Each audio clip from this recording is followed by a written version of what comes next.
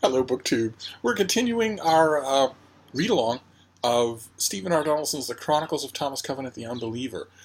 Me and a couple of other BookTubers are doing one of these books every month from July until December. So we're covering the first trilogy, the first Chronicles of Thomas Covenant the Unbeliever, and then the second trilogy, Second Chronicles of Thomas Covenant the Unbeliever. We are ignoring the third trilogy. So we did Lord Foul's Bane, which is the first book in this series last month, and it was a rocky thing for a lot of you, and I understand why, because the book is about a character named Thomas Covenant, who, despite his fantasy world name, is actually from our world. He's a best-selling author, just an ordinary guy in the ordinary world. He has a wife, he has a young child, and he, at one point early on in the first book, contracts leprosy. In fact, he loses 2 fingers of one hand to leprosy. And when the diagnosis is known, and when the doctors have briefed him on the extensive regimen that he has to do in order to keep himself alive, constantly paying attention to his leprosy and taking medication, his wife leaves him, and she takes their child. And it leaves Thomas Covenant very bitter. And his bitterness is compounded by the fact that the people of the nearby town try to unperson him. They don't want a leper in their midst. They send him his groceries. They pay his bills for him. And one day when he decides to rebel against that and go into town to pay a bill, he collapses and wakes up in a fantasy world called the Land. A typical pre-industrial agrarian Tolkien-style Middle-earth place that is looked over, cared for by the lords at Revelstone, basically staff-wielding sorcerers, at a place called Revelstone, a gigantic stone keep. And there are other forces of good in the land. There are the giants who live in sea reach all the way to the north and east of the land on the borders of the ocean, over which the giants came originally, thousands of years ago, when they made their first alliance with the lords of the land, under a lord named Kevin, High Lord Kevin, who is known to the lords today as Kevin Landwaster, because then, as now, the lords of the land were fighting against a malevolent being called Lord Foul. I know, bit of a giveaway for a name, but he is constantly making war on the lords at Revelstone, and Kevin's idea 1,000 years ago of defeating Lord Foul was to invoke something called the Ritual of Desecration, where the land is destroyed. Kevin is hoping that the ritual will destroy Lord Foul as well. Of course it does not. But it takes a while for Lord Foul to rebuild his energy, to rebuild his strength. And the message, one part of the message that he imparts to Thomas Covenant to bring to the lords at Revelstone, once he gets to the land. Sorry, something in the air outside today is titillating. A brief allergy. It's not as bad as it could be. Sorry, Bean. I don't stare at you when you sneeze. Anyway, one of the parts of the message that Lord Foul gives to Thomas Covenant to bring to the land, to the lords at Revelstone, which he does with the help of a giant named Saltheart Foamfollower, is that Lord Foul has returned and that he intends to make war upon the land. There's a little hope. This, of course, dismays the lords when they learn it, but there's a little hope. He doesn't seem quite ready yet, and also a mystic item of enormous power has come to light. The Staff of Law has been rediscovered after centuries, and in the course of the quest that ends Lord Foul's Bane, the lords regain the Staff of Law. They also regain the second ward of High Lord Kevin's magic. Before he invoked the Ritual of Desolation, High Lord Kevin broke his magic into grades, into wards that are interlocked, and that eventually would give their possessors, their masters, as much earth power as he had. And he breaks them up. He gives the first one to the giants and orders them to leave the land before he destroys it. And they do, and when they come back years later, they give the first ward to the lords at Revelstone. And the lords find the second ward during their quest for the Staff of Law. So they come out of the story in Lord Foul's Bane in technically mystically speaking, better position than they went in. They have the Staff of Law, and they have the second ward of High Lord Kevin's lore. Where the rest of the lore is, they don't know. It's the understanding that they have is that once they've completely mastered one ward, they will suddenly know the location of the next ward, and so on and so forth until they have them all. And the end of the quest at Lord Foulsbane, at the end of Lord Foulsbane, also sends Thomas Covenant back to our world. He wakes up in a hospital and is told that he's only been unconscious for 4 hours. Whereas the adventures in Lord Foulsbane have taken much longer than that, which gives us an indication that time in the land moves far more slowly, or far more quickly than it does in our world. And that impression is very much validated in the Illearth War, which is the second book, the one we're reading today. We are on our second batch of chapters today. So we are reading today, let me see here, from... let's see here. Lord Kevin's Lament to the chapter called Revelwood.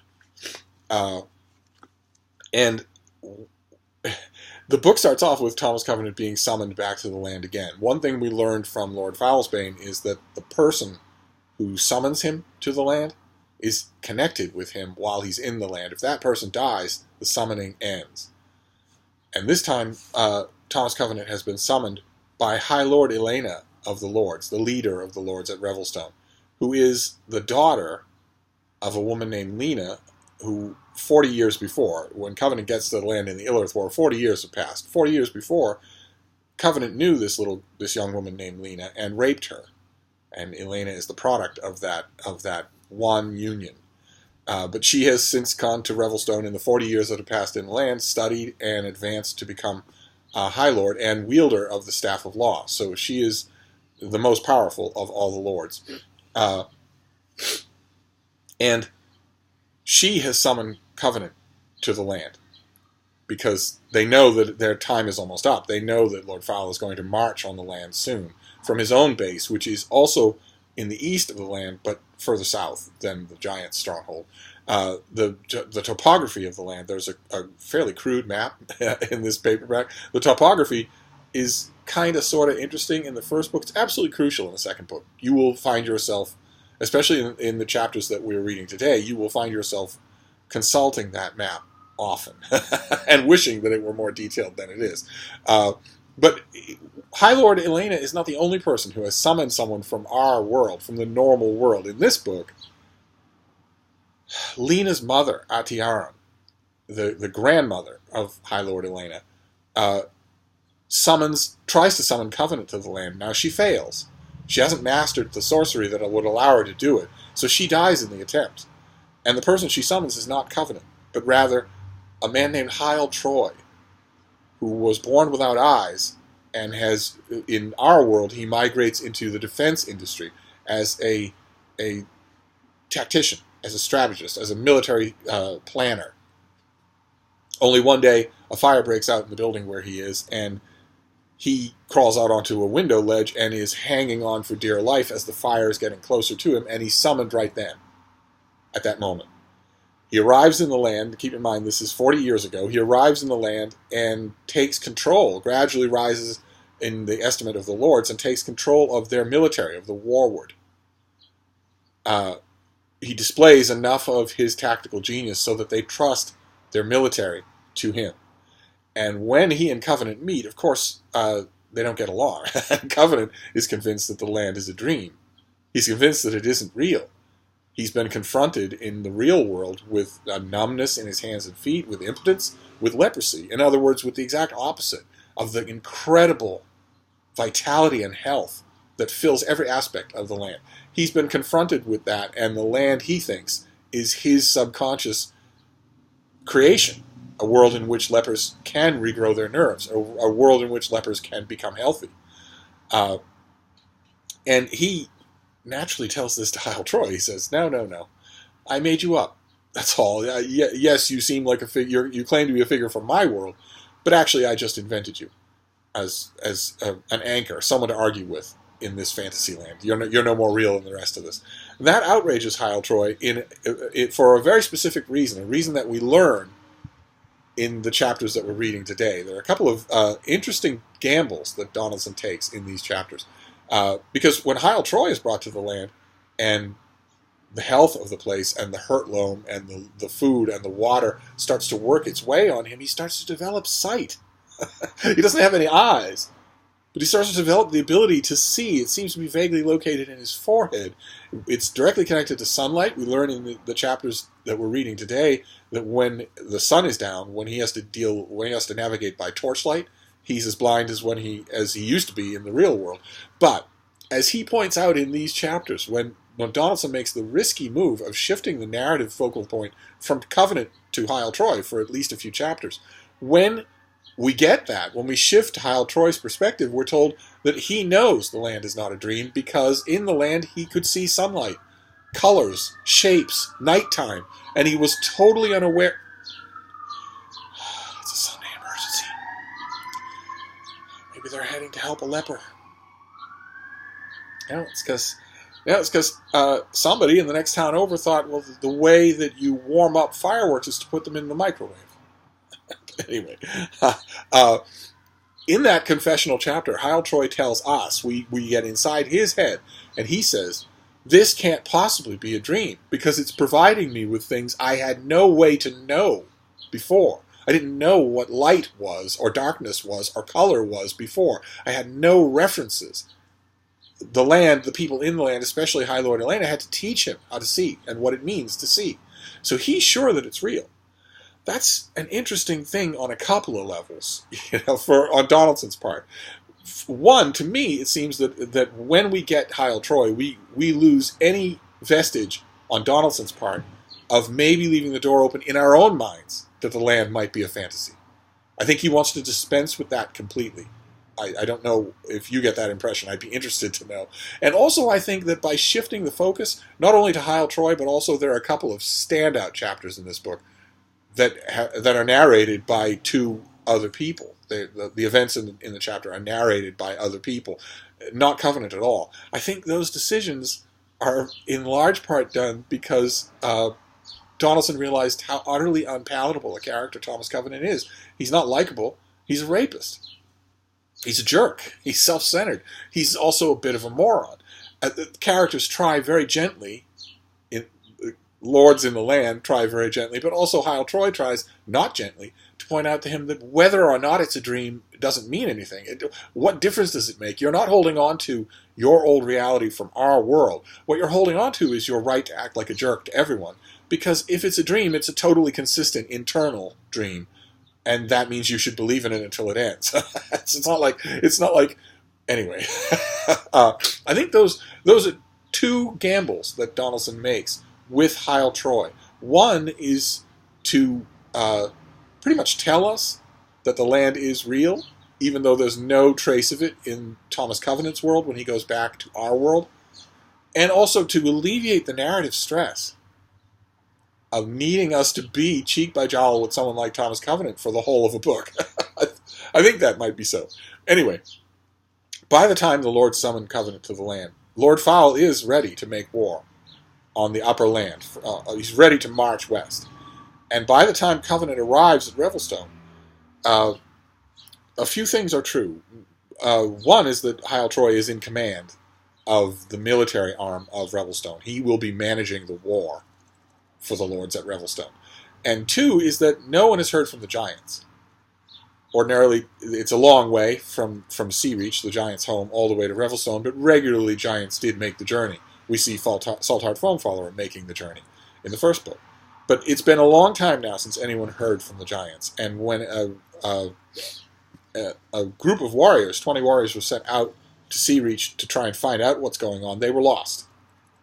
And the Lord's attempts to navigate, there's a gigantic salt flat, there's a gigantic Sarengrave flat, a gigantic sort of jungle, a sort of a swampy jungle, lies between Revelstone and Sea Reach, the home of the Giants. And when the Lords try to force their way through it, in adventures that we don't see in this book, they are rebuffed by a rising evil, a renewed evil in Sarengrave. that's a source of great dismay, and it's compounded by the fact that Covenant hasn't aged, and all the rest of these people have. 40 years have passed, and the Lords age more slowly than normal, but most of the normal people around him don't, and so they have long, long memories of him. One group of people who doesn't age, who haven't aged at all in the time he's been gone, are the Blood Guard. They are a group of 500 unarmed men who originally 1,000 years ago came to the land in order to make war on it. They didn't use weapons. They're just masters of unarmed combat. And when they come to the land, they encounter the Ranihin, these giant, magnificent horses. They encounter giants themselves. They encounter the lords at Revelstone, and always are welcomed. And it daunts them and shames them. And they decide, that original group of Blood Guard, of Harukai is the name of the people, they decide to take a vow, with capital V, as their effort to be as magnificent as these other things. They take a vow to protect the lords at Revelstone. And their vow summons the mystic power of the land and makes them immortal, unsleeping, unaging. It solidifies their loyalty, their integrity in the most visceral, physical way imaginable. We're told in Lord Foulsbane that, for instance, Banner, the Blood Guard who guards Thomas Covenant, lost his wife 1,000 years ago. She just died of old age while he has been in the service of the Lords, and all the other Blood Guard are the same. The only time anyone ever gets replaced is if they die. If they die in service, then their body is sent back to the mountains where the Harukai come from, and a new Blood Guard is sent forward, who then joins the vow and becomes unaging. But those two things, the ascent of Heil Troy and the silence of the giants, betoken they hover us right on the edge of a major plot development. And in the chapters that we're reading today, we get a whole bunch of major plot developments. The main one, Troy has developed an extensive plan for how to defeat Lord Foul, something the Lords have never been able to do. Every time they've fought him, they've had to lose, unless they try something drastic with sorcery. But militarily, they've always lost. He has all sorts of plans about how to counteract that, and they all revolve around the geography of the land. So I always think, every time I reread this book, I've reread this so many times, I think that the map of the land that is given in the first 2 pages, really, it should be in the front of the book, but it should also be in the middle of the book, so you're not constantly going to the front of the book to look at that geography. It becomes very important. But in the chapters that we're reading today, a whole bunch of developments happen. I want to go through them quickly. One that you don't see coming at all is that while the Lords are deliberating and Thomas Covenant is with them, a stranger shows up at Revelstone. He appears to be young. He appears to be a floppy-haired boy. But he isn't a boy. Even Covenant's untrained sight can see that he is not human, and that he is extremely old. And the Blood Guard don't seem to be reacting to him in the way that you'd think they would if an unannounced stranger showed up at Revelstone. He calls himself a muck, and he talks to the Lords at Revelstone. They want to know, who are you? What's your business here? And he tells them, well, those who know me have no need of my name, and if I'm here, you must know why I'm here. It's a baffling kind of interaction at first. The Lords are on edge because of what they know is the hammer blow that they know is coming from Lord Foul. They're on edge anyway, and they don't understand what this person is or what he betokens. And one of them, instead of asking, who are you, says, what are you? And Amok answers, he is a ward. He is a ward of High Lord Kevin's lore. He just happens to be in living form. And he's not the next ward. He's way down the line. He's way down the line. And it baffles everybody. No one understands what's going on. It seems like a gigantic boon may be dangling right outside their fingertips. A massively powerful ward of magic right in their hour of need. But it becomes clear in the conversation that they have with Amok that the thing that summoned him was, there's a knife, there's a kind of broad-bladed knife, indestructible knife called the Krill of Lorik, which the Lords have found and which has come to light. When it comes in contact with the white gold wedding ring that Thomas Covenant wears, and that is normal in our world, but is the source of unparalleled and totally unique magic in the land. When that ring comes in contact with the krill of Lorik, the blade, the gem on the inside of it suddenly brightens, blazes like light. And it becomes obvious. Covenant, of course, doesn't know how or why this is. He can't control his ring. Lord Fowl, one of the first things Lord Fowl tells him in Lord Fowl's Bane is, you're no threat to me. You don't know how to use the weapon that you have on your finger. No one else does either. So you're no threat to me. The Lords believe that Covenant is their salvation, mainly because of the white gold, which Lord Fowl actually fears. And it doesn't matter. It doesn't seem to matter how many times he tells them that he doesn't know what it is. He doesn't know how to use it. He doesn't know how to manipulate it anyway, and even if he did, he wouldn't go off killing things with it. They keep believing otherwise. They keep believing that that will be their salvation. And in the course of their conversation that they have with Amok, it becomes obvious, both to them and to his horror, to Amok, that the awakening of the krill of Lorik was the signal that Amok should come and reveal himself to the Lords. And as the Lords tell him, it was an accident. We didn't mean to do it. We don't know how we did it. And he says, I have misserved my purpose. I've come too soon, and disappears. a very frustrating moment, but not the last we're going to see of Amok. So it's not as out of left field as it seems. Another thing that happens is a hammer blow to Heil Troy's plans. He has everything planned out to a nicety. And one of the things he has planned to a nicety is that he will know very shortly, he will know very soon, when Lord Fowl starts to march with his army. And he feels certain that he'll know this because of the Ramen. They are the tenders of those magnificent horses, the Ranihin. They live in the central plains of the land. They don't ride the Ranihin, but they're magnificent warriors and magnificent ambush guerrillas. And Troy knows them well and is assuming that when Lord Fowl starts to come up the great defile all the way along, that splits the land, this great ledge that splits the land, that when he starts to do that, the Ramen will know and will alert the Lords at Revelstone. And he's calculated exactly how far a Ramen can travel in one day, so he knows how much warning he'll have before he sends his own forces out. And another visitor to Revelstone shatters that idea completely. A leader of the Ramen, someone that we knew as a very young girl in the first book. She's now an embittered old woman, and she has made the long journey from the plains in order to tell the Lords about that Lord Fowl is marching, and to tell Heil Troy the specifics of the march. And they're horrifying to him, because this Ramen, this warrior, was driven out of her path on her way to Revelstone. Her travel to Revelstone took her 5 days longer than Heil Troy thought that it would take her. And that ruins his calculations, because that means he's lost a lot of time. A lot of space has to be covered in those 5 days. And now it has to be done 5 times as fast. And it shocks him. Briefly, it shocks him. In fact, for a minute, he goes to pieces. And the Ramen, the main thrall, says to the Lords, this is the man you've entrusted with your defense. But they believe in him, especially Elena does. And eventually he pulls himself together and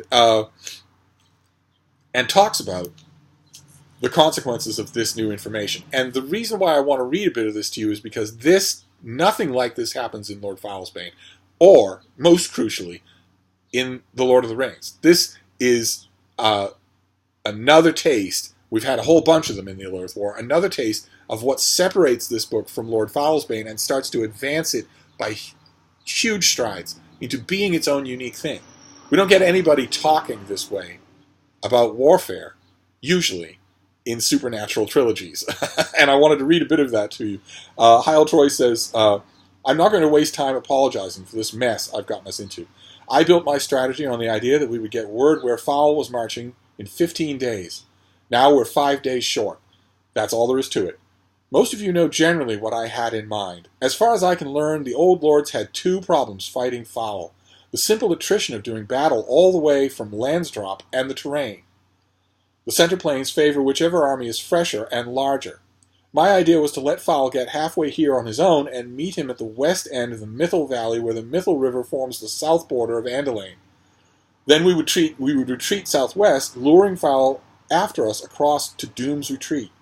In all the legends, that's the place armies run when they're routed. but in fact it's a hell of a place to take on armies that are bigger and faster than you are.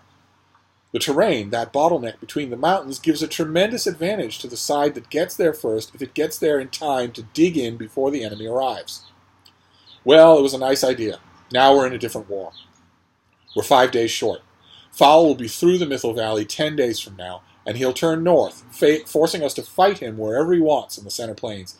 If we have to retreat at all, we'll end up in Trothgard, which is where Elena has already said all the civilians are going to save their lives. Anyone in the path of Fowl's army is going there, so it's not workable that they would end up there. He paused for a moment, half expecting groans of dismay, but most of the people simply watched him closely, and several of the lords had confidence in their eyes. Their trust touched him. He had to swallow down a lump in his throat before he could continue. There's only one way we can still do it. It's going to be hell, but it's just about possible. Then for an instant he faltered. Hell was a mild world for what his warriors would have to endure.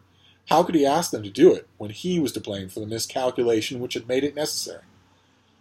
But Elena was watching him steadily. From the beginning she had supported his desire to command the warward, and now he was Warmark. He, Heil Troy. In a tone of anger at the extremity of what he was asking, he said, "Here it is. First, we have 9 days. I absolutely guarantee that Fowl will hit the western end of the Mythil Valley by the end of the 9th day from now. That's one of the things of not having any eyes is good for. I can measure things like this. All right? 9 days. We've got to get there before that and block the valley." And then he proceeds to go into the details of how they will do that, of how they will they will block the valley. And it's gruesome. It involves an enormously difficult march. 20 leagues, 10 leagues, I think, a day, every day, day after day after day, for a huge number of men and animals with equipment. And to get there, essentially having marched their feet off and have to fight as soon as they get there an army that's much bigger than they are. It's a nightmarish scenario that Troy is. He's counting on the terrain making it possible. That if he can only get forces to that bottleneck, it'll be all right. And it's a very interesting subplot that runs throughout the whole of these books. We are told over and over again, Covenant insists on it over and over again to people. It's one of the reasons he says he won't kill people. We're told over and over again that Lord Fowl likes to make people's undoings out of their signature strengths. He likes to desecrate them in that way. It's why the Bloodguard refer to him as corruption. They call him corruption. And this is... Heil Troy has managed to talk such a good game to the lords at Revelstone. Keep in mind, there's been no war. He's only been giving them theory and strategy. He hasn't had an enemy to fight, ever. He tells them that himself. But he has inculcated their faith. And this is a lunatic plan. But they believe in him. And the other thing that happens, the one other big plot line, is that in the earlier chapters that we read, 2 of the Lords of Revelstone and a company of Bloodguard set out on a new mission to reach the giants at Sea Reach. It becomes all the more important to know what has happened to these seminal allies of the Lords and the land. The Lords can't be blind to this anymore. They have to know what's going on. So 2 Lords are sent, Lord Shetra and Lord Hiram. And they're sent with a company of Bloodguard. And, most crucially, High Lord Elena tells the leader of the Bloodguard, who goes with them, that their priority is the mission, not the protection of the Lords. And they understand, and the Bloodguard agree, and they go off. And Troy is vaguely factoring these into his plans. He knows the timing of that mission, and he's thinking, well, in his dreams, in the best scenario possible, he's imagining a company of armed giants marching to his aid. Now that they have word that Lord Fowl is on the move. He gets something very different from that. He does not get a company of armed giants bringing with them their massive weaponry and their incredible vitality themselves. Instead, he gets one Bloodguard, one bedraggled Bloodguard, a Bloodguard named Runnock.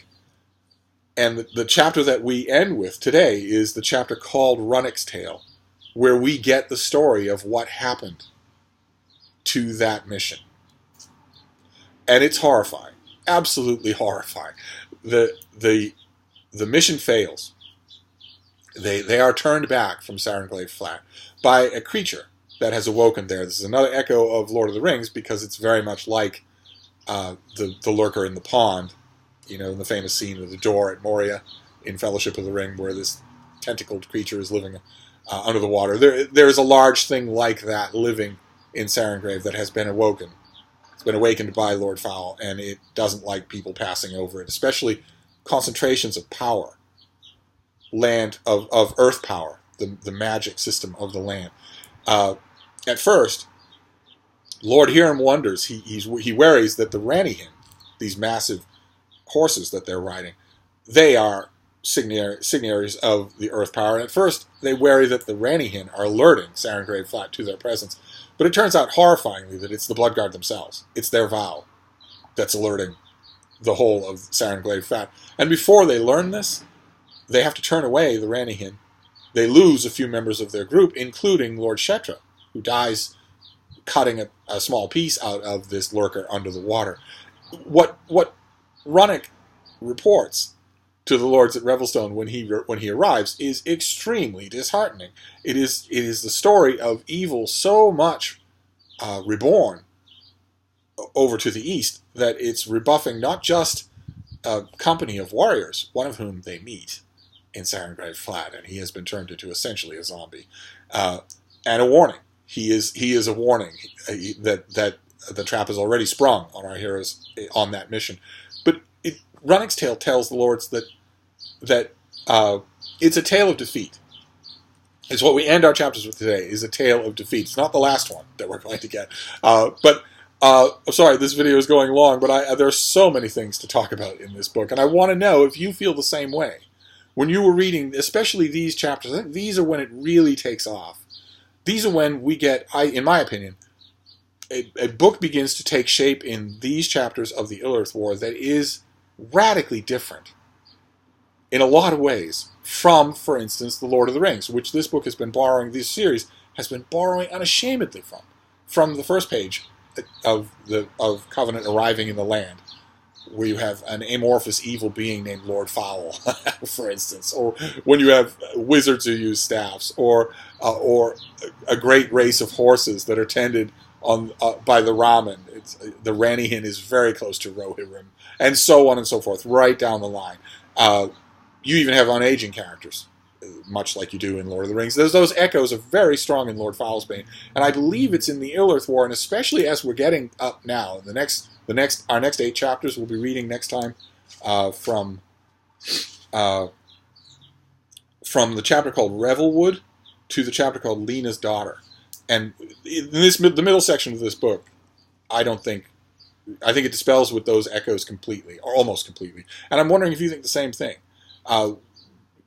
Did you like the fact that the pace picks up? And did you like the fact that you're no longer yoked to Thomas Covenant? Other people have taken up the narrative duties in this book. Not just Hyle Troy, but also Runnick's tale, and there'll be others. And I'm wondering, if you like that.